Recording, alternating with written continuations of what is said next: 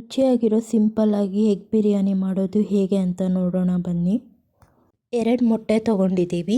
ಸಣ್ಣದಾಗಿ ಹೆಚ್ಚಿಟ್ಕೊಂಡಿರೋ 1 ಟೊಮೊಟೊ ಹಣ್ಣು, ಅರ್ಧ ಇಂಚು ಶುಂಠಿ, 3 ಬೆಳ್ಳುಳ್ಳಿ, 2 ಮೆಣಸಿನ್ಕಾಯಿನ ಹೆಚ್ಚಿಟ್ಕೊಳ್ಳಿ.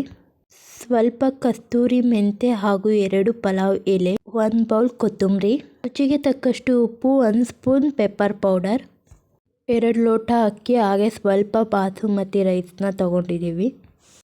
2 ಲವಂಗ ಹಾಗೆ 3 ಚಕ್ಕೆ ಪೀಸ್. ಈಗ ರುಬ್ಕೊಳೋದಕ್ಕೆ ಶುಂಠಿ ಹಾಗೆ ಬೆಳ್ಳುಳ್ಳಿ, ಕೊತ್ತಂಬರಿ ಹಾಗೆ ಎಷ್ಟು ನೀರು ಬೇಕಾಗುತ್ತೋ ಅಷ್ಟು ನೀರನ್ನು ಹಾಕ್ಕೊಂಡು ಈ ರೀತಿ ರುಬ್ಕೊಳ್ಳಿ.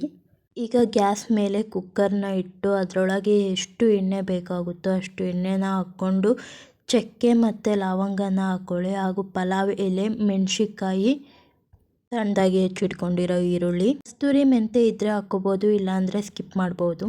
ಸಣ್ಣದಾಗಿ ಹೆಚ್ಚಿಟ್ಕೊಂಡಿರೋ ಟೊಮೊಟೊ ಹಣ್ಣನ್ನು ಹಾಕ್ಕೊಳ್ಳಿ. ಹಾಗೆ ರುಚಿಗೆ ತಕ್ಕಷ್ಟು ಉಪ್ಪು, 1 ಚಮಚ ಮೆಣಸಿನ ಪುಡಿ ಹಾಗೆ ರುಬ್ಬಿಟ್ಕೊಂಡಿರೋ ಅಂಥ ಮಸಾಲೆನ ಹಾಕ್ಕೊಂಡು ಚೆನ್ನಾಗಿ ಫ್ರೈ ಮಾಡಿ. 2 ಮೊಟ್ಟೆನ ಕಟ್ ಮಾಡಿಕೊಂಡು ಹಾಕ್ಕೊಂಡಿದ್ದೇವೆ. ಈಗ ಹಸಿ ವಾಸನೆ ಹೋಗೋವರೆಗೂ ಫ್ರೈ ಮಾಡಿ.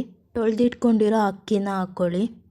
ಅಕ್ಕಿನ ತಗೊಂಡಿರೋ ಲೋಟದಲ್ಲೇ 4 ಲೋಟ ನೀರನ್ನು ಹಾಕ್ಕೋಬೇಕು. ಕುಕ್ಕರ್ ಬಾಯಿ ಮುಚ್ಚಿ ಹಾಗೆ 2 ವಿಸಲ್ ಆಗೋಕ್ಕೆ ಬಿಡಿ. ಟೇಸ್ಟಿಯಾಗಿರೋ ರುಚಿಯಾಗಿರೋ ಎಗ್ ಬಿರಿಯಾನಿ ರೆಡಿಯಾಗಿದೆ. ಈ ರೀತಿ ಒಂದ್ಸಲ ಟ್ರೈ ಮಾಡಿ ನೋಡಿ.